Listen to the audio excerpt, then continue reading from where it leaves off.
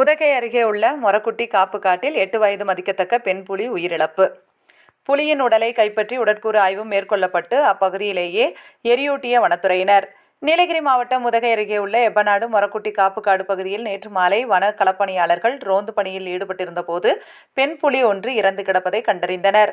இதனைத் தொடர்ந்து நீலகிரி வனக்கோட்டம் மாவட்ட வன அலுவலர் கௌதமிற்கு தகவல் தெரிவிக்கப்பட்ட நிலையில் இன்று மாவட்ட வன அலுவலர் கௌதம் தலைமையில் முதுமலை புலிகள் காப்பக உதவி கால்நடை மருத்துவர் இறந்த புலியின் உடற்கூறு ஆய்வினை NTCA வழிகாட்டுதலின்படி தன்னார்வ தொண்டு அமைப்பினர் முன்னிலையில் நடைபெற்றது. இந்த உடற்கூறு ஆய்வில் இறந்த புலி 8 வயது மதிக்கத்தக்க பெண் புலி என்பதும் இயற்கையாகவே புலி இறந்தது தெரியவந்தது. இதனைத் தொடர்ந்து உடற்கூறு ஆய்வு மேற்கொள்ளப்பட்ட புலியின் உடலை அனைத்து அலுவலர்கள் மற்றும் தன்னார்வ தொண்டு அமைப்பினர் முன்னிலையில் சம்பவ இடத்திலேயே எரியூட்டப்பட்டது.